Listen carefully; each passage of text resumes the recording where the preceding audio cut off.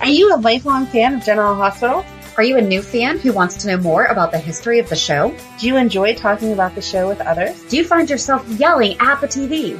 Is your self-care an hour a day in Port Charles? If so, we invite you to join hosts Amanda Kimmel and Shannon Coach at the place where all the hidden conversations take place and secrets are revealed. Meet us at Pier 54, a General Hospital fan podcast. Hello. Hi. Welcome to part 2 of Alexis Davis. Did not really think about the fact that she was going to, we should have thought about the fact that. That's 25 years. Yeah. Sometimes the write-ups are not as thorough. That's true. As they are. So we left off last week in 2010. So now we are in spring of 2011. And Alexis is hired to be Jax's lawyer when he becomes convinced that Carly is an unfit mother to their daughter, Jocelyn, and decides to fight her for full custody. Though Alexis aids Jax in his attempts to win full custody, she does so reluctantly and repeatedly tries to convince Jax to try to compromise with Carly. I can understand that, like as a mom thing. Like, and Carly is not a bad mom. I mean, she does some dumb stuff here and there, but there wasn't anything that he really needed to go for custody. It was more about the Sunny stuff. In the end, she steps down as his attorney due to conflict of interest. On the day of Jax and Carly's hearing, it is revealed that Jax has been paying off the court-appointed mediator Grace Yang. Further proof that he is going to wind up doing the college admission scandal. No, I don't want that. Well, no. Sorry. Maybe they just like put it in there to make you think about it. Like, no, bad idea. And then that's not going to happen. Okay. That's why he said it. And Jocelyn was like, don't do that. See? Okay. That's not where I'm sticking with that. Carly is awarded full custody of Jocelyn. And as a result of Sunny's maneuvers, Jack leaves town and later returns, attempting to kidnap Jocelyn for her own safety. But Sunny tampers with Jax's plane, causing it to crash in the ocean. Grief-stricken Alexis decides that she shouldn't have resigned from Jack's case because the danger was real, and she later confronts Sunny. It is later discovered that Jax parachuted out of the plane before the crash. I don't think that means that she was wrong. That was Sunny, not Carly. Right. And they Jax was doing his own stuff too. If he had not been paying off the court, he probably would have. And Jax and Sunny messed with each other back and forth all the time back then. Yeah. So he tried to kidnap Joss. Yeah. So. Yeah. She was not wrong to step down. She was being a good friend then. Oh, and I think that it's important to note that Joss was not on the plane. Right. Because how that read was true. That he attempted to kidnap, as we learned with attempted means to try to, but still, he also did not succeed. Exactly. Yeah. Carly later approaches Alexis and asks her for help in keeping Sunny away from her children. Alexis is skeptical of Carly's motives and refuses to help her. She gives Carly a verbal lashing. What a shock. Yeah, really. Telling her what happened to Jax is just as much her fault as Sunny's because she riled Sunny up and set him on Jax in the first place. In early November, Alexis goes to Sunny and asks him to pull strings and get Christina off the wait list at Yale. No! See, that was our college tampering. We don't need to do it with Jocelyn. But it was before it came out as an issue. So they already did it. They already had it. Okay. That's it. Let's go. We've handled it once. He agrees on the pretense that Alexis will owe him a favor. And to that, she agrees to repay the favor any way she can. Sunny is successful, and they throw Christina a party before she goes off to Yale. Before the party, Diane goes to Sunny and quits her job as his attorney so that she can focus on other journalistic endeavors. Now in need of a lawyer, Sunny goes back to Alexis to cash in on that favor and asks her to represent him. At first she refuses, but after some convincing, she agrees to go back to work as Sunny's attorney again. Later in the year, Alexis begins to suffer from what appears to be hot flashes. Diane suggests that maybe Alexis has begun menopause when Alexis thinks it is a disaster. Diane tries to push Mac and Alexis into a relationship together. Again, how many times did we need to try that? But when the relationship doesn't stick, she starts to date Mac herself. In January 2012, Alexis was excited to learn that she was going to be a grandmother when she found out that Sam is pregnant. She later tries to encourage her daughter, Molly, to have more of a social life. She suggests that Molly begin to tutor TJ Ashford, a new kid in town who is staying with Sean Butler. However, TJ arranged a party at a lake house on My Face to coincide with when Alexis was going to be away at a charity function and invited everyone from their high school without Molly's knowledge. They turn up with alcohol and Molly accidentally ends up drinking some and passing out. Alexis arrives home furious and grounds Molly, telling her she is not to see TJ anymore. I think we all know how that turned out. Yeah. After Sunny is accused of shooting out Anthony Zacchara's tires, and thus causing the death of Cole Thornhart and his daughter Hope, Alexis is called in to be Sonny's lawyer. She's also called in to be Maxie Jones's lawyer, who has confessed to the police that she killed Lisa Niles. Alexis tries desperately to get her to retract her statement and not implicate herself. However, Maxie is set in her way that she wants to go to prison because she feels she is responsible for the presumed death of her cousin, Robin Scorpio. She really is her own worst enemy. Like, Yes. She punishes herself so much more than anyone else could. Yep. In mid-2012, she and Sam went to the PCPD along with Molly to see where she sees John McBain handcuffed for assaulting Todd Manning. Alexis tells the police to uncuff John so she can have a discussion with him. Alexis gets a phone call from the security company for Windermere about a break-in, and that's in quotes, a quote security company. This is just a ploy, and she is later given an antitoxin from Jerry to protect her from his upcoming water contamination pathogen scheme. She is later taken willingly as a hostage in Jerry's boat. She is rescued by Sonny and Sean. Are you a hostage if you go willingly? Gray area. Okay. On November 30th, she goes to Kelly's and overhears Sean and Sonny talking. She hears some talk about business. She tells Sean that she doesn't want Sean to get killed in Sonny's business, and they end up having sex in Sean's room at Kelly's. Okay. I mean, that's one way to get there. Hey, I don't want you to die. Now we need to hook up. In February 2013, she is seen working on the cases of John McBain and Lucy Coe regarding the jailbreak and rescuing Sam Morgan and Danny Morgan from Stephen Clay / Caleb Morley. That was so Go back to crazy. our 6 personalities of Michael Easton and you will understand none of it, but it at least gives you a further in-depth. So crazy. She also helps Rafe Kovich Jr. with the arrest for suspicion of killing his mother, Allison Barrington, and subsequent jailbreaks, though Rafe was represented by another lawyer. She also helped Molly be cleared of assisting with the jailbreak of Lucy, John, and Rafe. In March, she is seen helping Sean recover from a gunshot wound. She also visits Nicholas in the hospital, who was also shot. And in April, she and Sean attend the nurses' ball together. I liked them together. I liked them together, too. They were good for each other. Alexis visits Sam's house, and Sam tells Alexis that Silas has a wife. And one day, Rafe comes over to Alexis. Oh, by the way, at this point, Silas is John McBain's gone, and Silas is Michael Easton back. There you go. Yep. And he's the brother of Stephen Clay and Caleb Morley. Mm-hmm. Yes. Okay. Then one day, Rafe comes over to Alexis's house and tells her and Julian, who at the time would have been Derek Wells, right, that Molly and TJ rented a room at the Metro Court. Alexis catches Molly in bed with TJ and tells her to leave. Alexis and Julian go on their first official date. Was he Julian or was he Derek Wells? I thought it was Derek Wells when they first started dating, wasn't it? And then she found out that he was. Yeah. Okay, maybe we'll get there with this. When Alexis invites him, because she's like, I know you from somewhere. Like, you have something so familiar about you. Right. When Alexis invites him to be her date to her nephew Nicholas Cassadine's engagement party to Britt Westbourne, and then he winds up sleeping with Britt later on.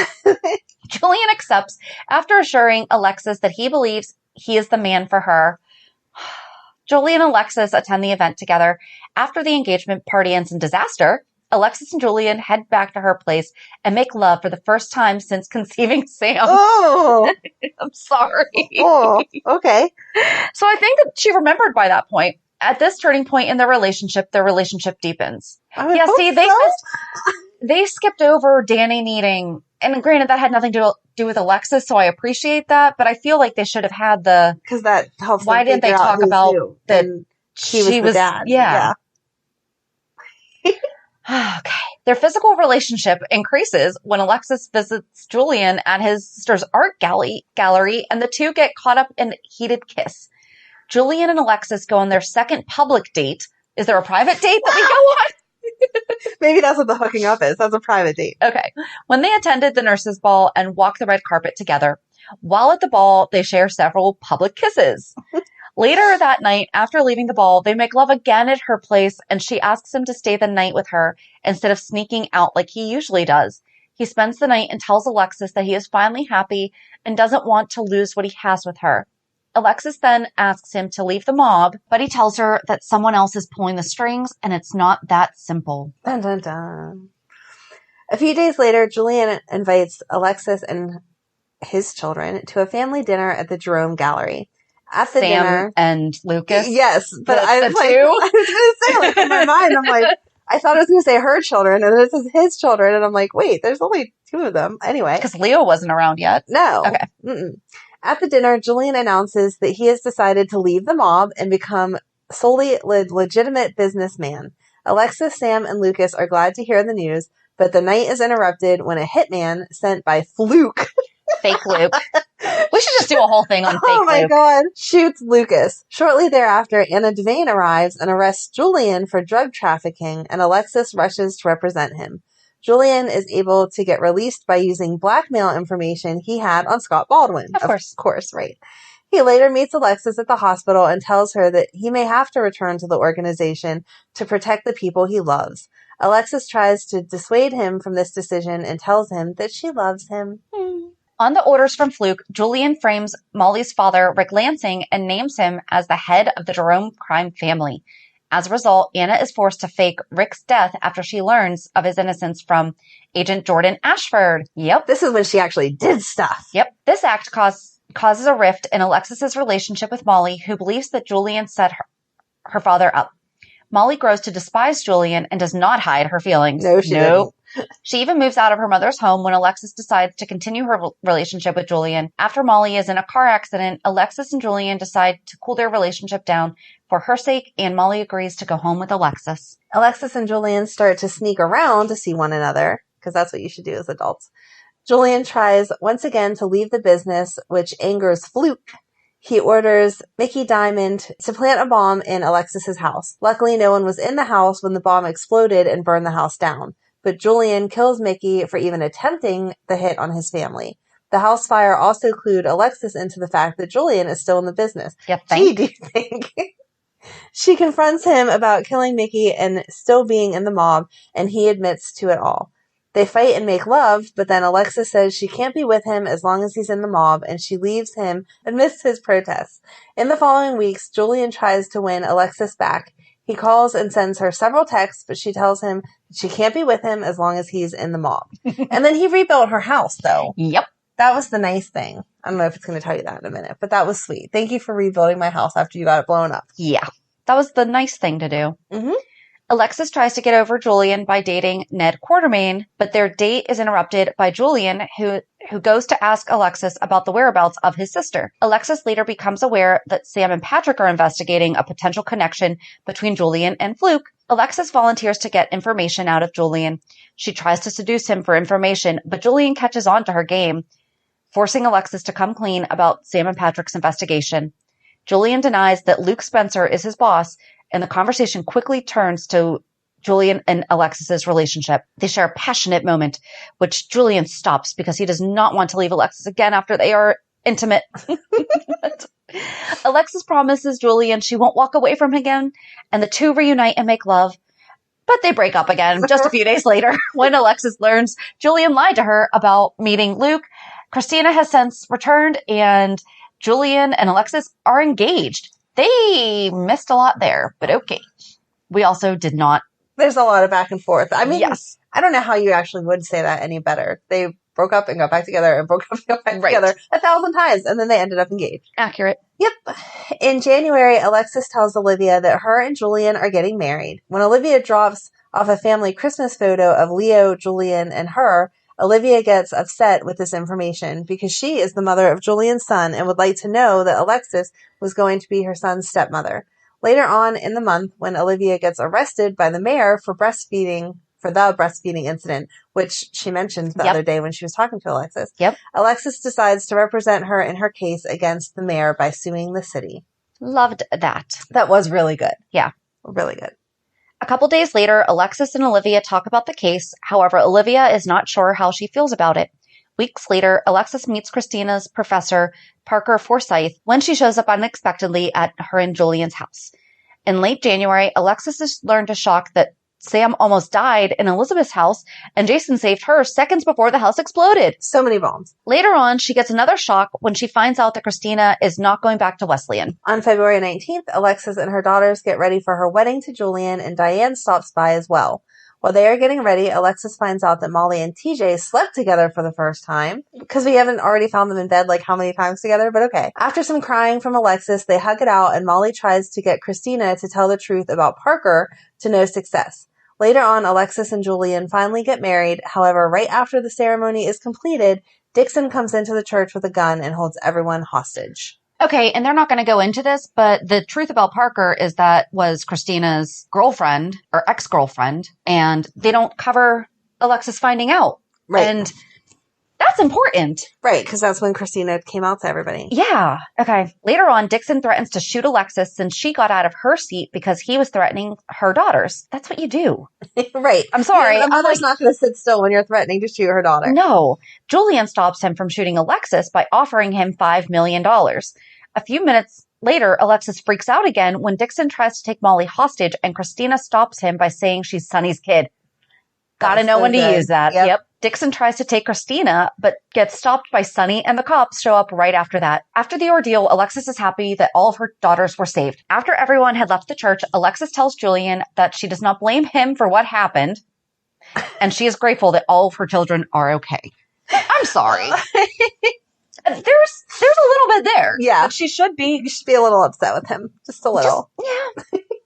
Months later, Julian gets back into the mob and ends up killing Carlos in order to keep him and his family safe. He also tried to kill Alexis after finding out that she was wearing a wire for the cops. She was not good at that. No. She was obvious. Like, white, too? That I don't remember, I think but she was white, because didn't they, do the whole tear open the shirt? Yeah. I think they did. He tore a lot of her shirts, though, so that's true. It's kind of tough. But, I mean, I do remember she was not... Right. She was not cool and collected and, just... No. She's like, so tell me about Carlos. Exactly. Here's my boobs. Right, exactly. No, her body language was all off. After that, Alexis files for divorce and gets a restraining order against Julian. She also finds out that Sam and Jason are engaged and rightfully assumes that Sam is pregnant, to which Alexis is thrilled. She is also present at Sam and Jason's wedding. Well, I would hope so. I mean, I know that's not her track record, but I would hope so. On September 19th, Alexis was going to testify against Julian at his trial, but Paul Hornsby drugged her to tank her credibility and trial to get Julian acquitted. Eventually, Julian was found not guilty on all the charges and was acquitted. And the thing was to make her appear drunk. Right. Not just drugged. It was exactly. She had already started to have issues with alcohol. Yes. Which here we go. Yeah. Alexis began having a problem with alcohol, which got worse over the next few months. On November 23rd, she was behind the wheel and accidentally hit Julian with her car. She became an emotional wreck and fled the scene. On December 6th, Julian blackmailed her into taking care of him and helping him recover in exchange for his silence about her hitting him with the car. Do you really want the person who hit you to be the one that took care of you? I mean, their relationship was that kind of crazy. Yeah. In early 2017, Alexis became a suspect in Tom Baker's murder, but it was eventually revealed that Tom's own brother, Seth, had killed him. On January 24th, Sam found out. And Tom Baker was Liz's rapist. Yes. That was so good. That was so good. That was so good. I don't want to do it, but we should do an episode about the rapes. Okay. It would be such a good episode, It would be. It would be such a good... Yes, they did really well with that. We would only do Laura and Liz. Okay. Not whatever happened with Stavros, because that's whatever. Right. But those two, how they... Well, okay, and that's a quick correction to what we talked about with Stavros, because when I was listening back and we said that, Luke... We said something about that rapists don't think that they're raping them at the time. Luke did come to the realization that he raped her. Yes. And it was a whole thing. Right. So they definitely readdressed it and made it that it was not okay. Mm-hmm. So, and I thought it was beautifully done. So we'll do that another time. Okay. Not in the middle of Alexis. No. On January 24th, Sam found out that Julian was living with Alexis and that he was blackmailing her. Alexis began seeing an AA sponsor named Liv Lowry to help her stay sober. Unbeknownst to her, Liv was actually Julian's not-so-dead sister, Olivia Jerome, and that she is Julian's boss. Jason and his friend, Curtis Ashford, were working together to figure out who Julian's boss was and learned that it was Olivia Jerome, a.k.a. Liv Lowry. Alexis was horrified when Jason broke the news to her, and even more so when she learned that Sam was missing. Alexis was angry with Julian for keeping the news from her, and she disowned him while he was in the hospital. Later on, Olivia kidnapped Alexis and lured Julian to the footbridge. Olivia handed Julian a gun and ordered him ordered him to kill her, but Julian shot her cuff off and told her to run instead, leading Julian and Olivia to get into a struggle, and she shot him before he fell off the bridge to his presumed death. Oh, isn't that sad? That's actually how he died. Aw. I like to fall off bridges. On March 17th, Alexis read the letter that Julian wrote her and learned that Olivia showed up in the spring of 2016 and was seeking revenge on him since Duke Lavery's death was on his hands.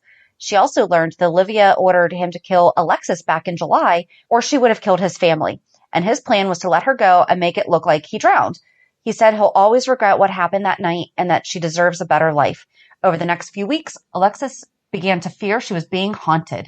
On April 14th, Julian was revealed to be alive, and although Alexis was not showing it, she was relieved that Julian wasn't dead. Alexis went with Julian to his motel room, and although she was still in love with him, she turned down his offer of them starting over someplace new and said that this was goodbye. Eventually, Jason and Sam showed up with the police, and Julian spun the story and said that she was his hostage before he was arrested. In June, Alexis found out that Julian was released on bail. When she saw Julian, she introduced him to their granddaughter, Scout. That was also. On July 27th, Sam was brought in the hospital where she was diagnosed with toxoplasmosis, and Alexis was there to support her. On August 7th, while Sam was not 100% better, she was on the road to recovery. On August 10th, Julian's trial began. Alexis showed up and testified about the time that she met Olivia Jerome and honestly answered D.A. Campbell's questions about her time with Olivia and even answered the fact that Julian did not tell her about Olivia and was forced under oath to say that if Julian had told the truth, then the events that occurred on the bridge on the night of March 13th might not have happened. Alexis also testified that Olivia had kidnapped her and handcuffed her to the footbridge and ordered Julian to kill her, but Julian blew off her cuffs and told her to run. Okay. See, that makes more sense. When it just said off her cuff, I was very confused. Right. On August 23rd, Winston Rudge was called as a witness and lied about Julian being a willing accomplice when he was blackmailed. Eventually, Julian was found guilty on all charges and was sentenced to 15 to 20 years in Pentonville. And before Julian was carted off to prison, he shared an emotional goodbye with her. Alexis began seeing Dr. David Bench as friends and appeared to be moving on from Julian. Alexis supported Sam as Jason was in a coma due to being shot in the chest. Eventually, Jason woke up and he and Sam started a media company and named it Aurora Media and had a launch party on one night in October. Sorry, I thought I was going to give you the date. One night in October. After Sam was eventually kidnapped, a man known as Patient 6 jumped through the skylight at the Metro Court, and he eventually rescued Sam on Pier 55. It should have been 54. To everyone's surprise, during the hostage situation, they saw that he looked exactly like Jason used to look before his accident in 2014. Sam was taken to the hospital, where they monitored her overnight. The next day, Alexis visited Sam, who told her about the mystery man with Jason's old face. And Alexis asked her, what if it turned out the mystery man was actually Jason? On November 6th, Scott told Alexis that Julian was in trouble, so she went to visit him and saw that he was beaten up by other inmates. That was really sad to watch, that he kept getting beat up. Yes. On November 13th, Alexis went to see Nora Buchanan in hopes to have her get Olivia Jerome to testify that she coerced Julian into committing those crimes. Eventually, Nora was seen on the news reading off Olivia's testimony that she forced Julian to commit those crimes. On November 27th, Julian surprised Alexis at the Floating Rib and they had a civil conversation. Julian revealed that he was out on bond and he has to wear an ankle monitor until his second trial. Alexis filled Julian in on the two Jason Morgans and said they were identical twins because they were both a match for Jason Morgan. On December 4th, Alexis found Patient 6 on the pier after it was proven that he was Jason and that Jason, that was in Port Charles since 2014, was actually his twin, Andrew Kane. Alexis truthfully said that she was relieved to know that Sam was with his brother, Drew. Alexis asked Jason to let Sam go and to not make her give up her new life with Drew. I remember that. On December 6th, Alexis showed up at the PCPD after Drew had been arrested by the Navy for desertion and was doing everything she could to stop them from court-martialing him. She even said that while the arrest warrant was for Chief Andrew Kane, she pointed out that her son-in-law's legal name was Jason Morgan. Oh, come on. Yeah. Because you can't change your name. Commander Fuller said that the prints for Chief Andrew Kane matched those of Jason Morgan, but Alexis managed to temporarily stop the commander from taking Drew into custody. Yeah, I don't like that they keep saying Andrew. Sam called Jason to the PCPD and asked him to help Drew. Jason explained to the commander that a few weeks ago, he found out that Andrew was his identical twin. Except... Okay. Plus, the reason Drew had went AWOL in 2012 was because he was kidnapped by Cesar Faison, who had shot Jason in the back 3 months after Drew's disappearance. Jason said that he had every reason to believe that Faison took Drew and then took him and Dr. Andre Maddox and had Dr. Andre Maddox transfer his memories to Drew, which is why Drew never returned to the Navy, since he doesn't remember his own past. He remembers Jason's. But here's my question then. Why wasn't Drew a doctor? Right. No, because Jason didn't remember those memories. Wouldn't that have been something if they had taken out Jason's really hidden memories that he couldn't and made Drew a doctor? Yeah. That would have been something. That would have been something. But Drew didn't act like a hitman either when he first came back. Yeah, he did. He was kind of like Dante-ish. Yeah, he was like Dante-ish. Yeah. He wasn't Jason-ish. No. So they could have given him some doctor memories. Who knows? Or yeah. His testimony eventually led to them releasing Drew. That whole storyline is insane. It's hard to read. My eyes hurt. My brain hurts. On December 15th, Alexis visited Drew and mentioned that since he is Andrew Kane and not Jason Morgan, he is technically not married to Sam, and everything he put his name on when he thought he was Jason is invalid. Alexis promised to help him re-sign everything with his own name instead of Jason's and believed that Drew was good for Sam. Alexis eventually learned that the charges against Julian were dropped and that he is now the new owner of Charlie's Pub. Despite him wanting to stay away from her, she frequently went to Charlie's. What year was that? That was 2017. 17? We Yeah. had Charlie's that long? Yeah. Wow, that still feels We had new. Julian a lot longer than we thought. Yeah. Yeah. In January 2018, although Laura Collins was running against Ned for mayor, she had suddenly dropped out of the race to go to France to take care of Spencer, who had just broken both of his legs. So Alexis stepped in her place and was running against Ned. After a political ad attacked her campaign, it was eventually announced that Ned won the election. I forgot that she ran against him. Mm-hmm. Alexis began a friendship with Dr. Hamilton Finn and even stepped up as his lawyer when Finn's half-brother, Detective Harrison Chase, arrested him for punching Julian in the face since Julian touched his bearded dragon, Roxy. Can we bring back the fact that Finn has this They mention her very real condition, but it's a very, very real condition that has been extremely disrespected. Yeah. Alexis convinced Julian to drop the charges against Finn and Chase released him. At the 2018 Nurses Ball, Alexis overheard Finn say that he still cares about Anna, and she ran off. She knew that Finn was not over Anna, but was still pretty upset over the whole thing. Okay, you can get over that, Alexis, because you weren't really meant to be with him. Alexis began seeing Kevin as her therapist and needed his help on understanding why she always chose men who were selfish, manipulative, incapable of intimacy, and were a bit psychotic. I need to go see Kevin. She began to realize that it all began with her father, Mikos Cassadine. On May 30th, Valentine hired Alexis as an attorney and asked for her help moving a bulk of his assets to a trust for his daughter Charlotte, and he promised to give her information on the history of the Cassadine family. On June 5th, Alexis told Sam about looking into her history and why she kept choosing men who were bad for her. Sam was shocked when she saw that Valentine was giving Alexis information on the Cassadine history and threatened to come after Valentine if he did anything to hurt Alexis. Here's the thing. He never has. No, he was trying to help her. Always has. She eventually changed her mind and said she didn't want Valentine's help with looking into the history of Mikos Cassadine. He said if she ever changed her mind, she knows where to find him. The next day, Kiki Jerome hired Alexis to represent her in suing Dr. David Bench since he was sexually harassing her. Alexis agreed to represent her, and for weeks they were coming up with a strategy to make sure they win. On June 20th, Dr. Bench tried to hire Alexis to represent him, but Alexis said that she was already representing Kiki. Duh.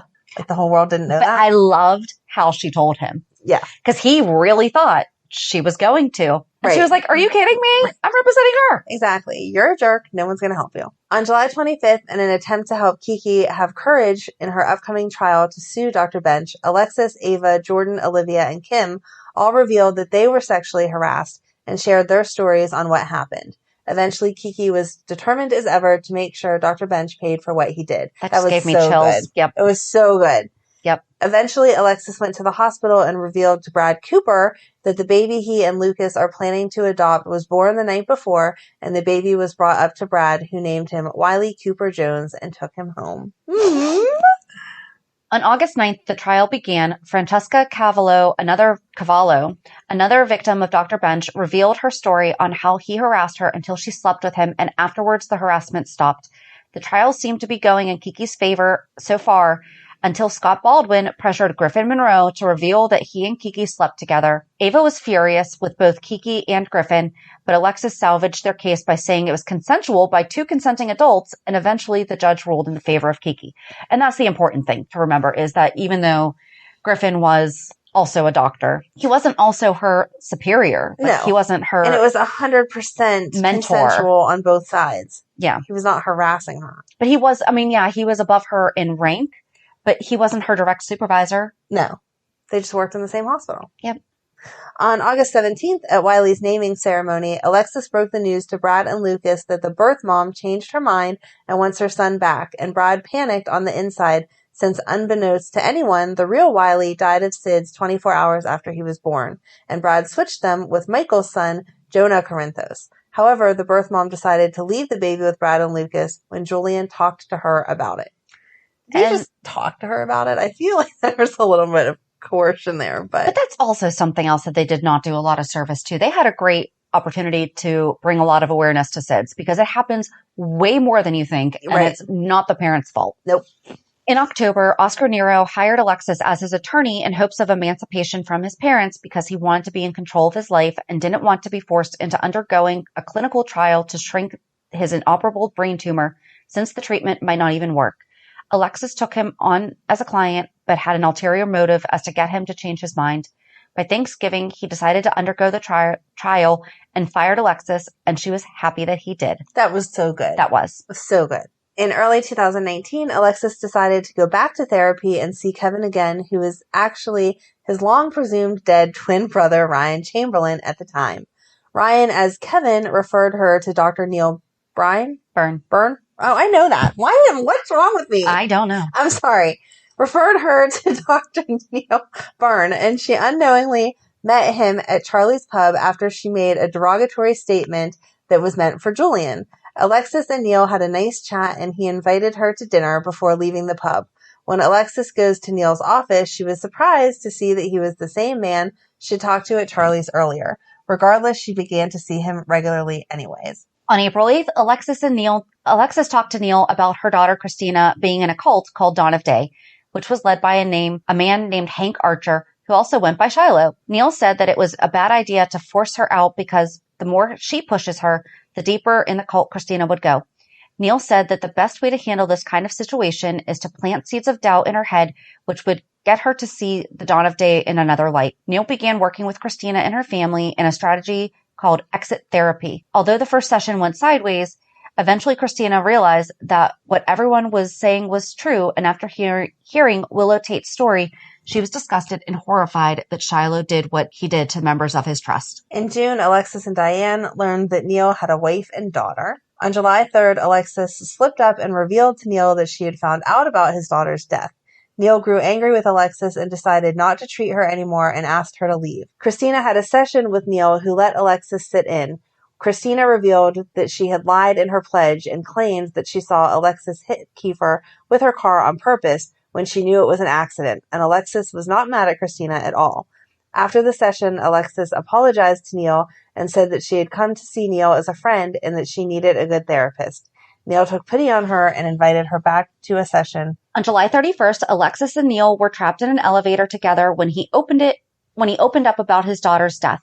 She was in a different cult about drugs and eventually took her own life. He also revealed that every year on July 31st, he would go down and sing Hush Little Baby on the karaoke. The next day, Neil came to see Alexis and he said he couldn't treat her anymore. Alexis was dumbfounded and said that she respected their boundaries, but he acknowledged that she did, but he did not. Neil said that since they can't see each other the same way anymore, since she would be wondering how to help him when his job is to treat her, their doctor-patient relationship wouldn't work anymore. This is crazy to read. Alexis said if they could go if they could get to know each other better after they acknowledged that they care about each other, eventually Neil and Alexis began to date. On August 26th, Alexis began working out with a fitness trainer named Kendra Lennon, who praised her for her hard work. Unbeknownst to Alexis, Kendra was out to get her and was stalking her by looking at articles about her hit and run, which killed Kiefer. On September 30th, Kendra gave Alexis a jar containing a protein powder supplement and said that it only had organic ingredients in it, and Alexis thanked her. The next time they met, Kendra promised Alexis a refill for their next meeting, but Kendra had poisoned the next jar with an unknown substance. On October 28th, Alexis drank the tainted protein drink and began to start feeling sick when she got home. She passed out on the couch and was found by Molly, who took her to the hospital. Alexis developed rashes on her hands, and eventually some of her hair began falling out. On November 15th, it was revealed that Alexis had been poisoned with thallium, which is used in a rat poison. Finn told Alexis that to cure thallium was blue paint, and she began to take it as her medication. As Alexis was on the road to recovery, she told Neil about her ingesting rat poison, and after Neil talked to Julian about it, he said that he found dead rats in the alley behind Charlie's. Neil began to suspect that Kendra was poisoning Alexis. On November 25th, Neil shared this theory with Alexis, who was shocked that Kendra was to blame. After checking out of the hospital, she followed Kendra to the cemetery and was shocked to learn that she was Kiefer's sister. Kendra snuck up behind Alexis and knocked her out with a rock. When she woke up, she learned that she had temporarily been paralyzed due to Kendra injecting her with a temporary paralytic drug. Kendra railed at her for killing Kiefer and for destroying her family, since she believed Alexis did it on purpose, because that was the whole paper thing. Like, they did need to give a little bit of that. She had seen the Dawn of Day thing that Christina had said. Yep. She moved Alexis onto the road and planned to run her down with her car, which is ironically how Kiefer died. But before she could do so, another car crashed into hers. Alexis regained her movement and made her way up to Kendra's window before saying to let her call someone, but Kendra said it was too late and taunted her before dying. Neil and Julian both showed up to the crash site before taking Alexis back to the hospital. On December 27th, Alexis was happy to see that Sam was finally released from Pentonville on parole and thanked Jason for making it happen. That doesn't seem like that was that long ago either. Mm-mm. In January 2020, Alexis and Sam learned from Carly that Nicholas is alive and well, and he is in Port Charles. Eventually, Alexis went to Windermere and shared a happy reunion with Nicholas, but then scolded him for being away for 3 years and leaving everyone to grieve. She was also shocked to learn that Nicholas married Ava the night before. On January 13th, Alexis got a visit from Neil, who told her that he was losing his medical license because he did not want to wait 2 years before dating her. Neil was wanting to make the same mistake over and over so he could be with Alexis, but she didn't want him to regret losing his medical license later on. Eventually, Neil and Alexis parted ways and said goodbye for the time being, since he decided to throw himself at the mercy of the board members. As of May 6, 2020, Alexis's license to practice law was revoked after she was caught lying under oath at a medical board hearing. So it only happened twice? Why did I think that she lost her license more than that? She decided it was best that her and Neil to avoid each other until they couldn't. They decided that they were going to be together and ended up sleeping together. Neil died that same night due to a drug overdose. Alexis found the needle under her bed. The situation has caused Alexis to think about breaking her sobriety yet again, but she was able to stop herself. She has also been suffering a wrist injury that has gotten so bad that she can't carry things anymore. And that's all that they have written. So what are we missing in 2020? We're missing that she did, in fact, go back to the bottle. Mm-hmm. The wrist injury was because she has osteoporosis. Yep. And which they talked about for like 5 minutes, and then they don't talk about it anymore. Exactly. Like, we need to know what kind of is she going to get medical care? Like, how does that play into it? And they also so Neil unfortunately died right as all of the pandemic episodes. Yes. So like they never really followed through with that either. Right. But that was how we got Cyrus, or it was alluded to. That was why Cyrus was around, is because he was giving the drugs out to everyone. Right. But the needle, that didn't make sense. No. And then, oh my gosh, what has happened in the past year with Alexis? She was slept with Ned after she got drunk with Ned. Right. I think it's been her drinking. Been battling her drinking. Her and Sam, Sam wouldn't let her around the kids. Yep. And then they were reconciling that, and she admitted to them about her drinking. It was all her drinking this year. I think so. I would definitely agree with that. But yeah, so that's pretty much, I would say that's only 24 and a half years of Alexis because half of the year wasn't written and we did not watch all of YouTube to recap just what we've done in the past year. So no, but I think they did a good job of that with the 25-year episode the other day. Yeah. You got the main points of everything. Yeah. And even reading this, I mean, totally forgot about Sean. Yeah. You know, it was just really good. So very excited to see what Alexis is going to do now that she's in jail. I hope they make that an active storyline. It's not like Brad that they sent to jail and then you never see him. And let's get somewhere else. Right. Like to be visiting, you know, because there is a whole jail population. You know, I'm sure that there's a lot that they could do with that storyline. I really hope they do, especially now that Molly is getting her degree. The two of them could work together, one on the inside, one on the outside. Yep. That would be great. That'd be cool. But yeah. And then basically we just asked on social media what your favorite moments were with Alexis. Almost everyone was Julian. Couple said Dobson. How has she been on the show for 25 years? Right? It does not feel like 25 years. I'm glad I'm not the only person that is 100% in that space because I do not think that it feels like 25 years at all. Did you see that article that I had sent you? I did, yes. I liked, soaphub.com did a fan pick your favorite moments or whatever. And I liked that it said that 82% of the people were all about Alexa's friendship with Diane. Yes. Because that's what we talk about all day, every day. It's her healthiest relationship and most successful one so far. Yes, exactly. Love it. So, and they did seem to hate all the stuff that we hated too. I'm not going to read the whole article, but I liked that was like number one. Yep. Boom. Love that friendship. But yeah, so that's a little bit of Alexis. You just want to sing that song. A little bit of Alexis. Oh man. I should have written one for her. You should have. Mm-hmm. I'm sorry, guys. I didn't have time to put together a parody. Okay. Anyway, join us on Monday as we recap this week's shows. Have a good weekend. And we'll meet at the pier. Bye. Bye. If you enjoyed today's show, we invite you to go to pier54podcast.com to subscribe on your favorite platform. Don't forget to leave us a review. And you can also follow us on many social media channels. Just search for Pier 54 Podcast. Also, we are not perfect, so if there is something that we missed or messed up, just let us know by emailing us at pier54podcast@gmail.com.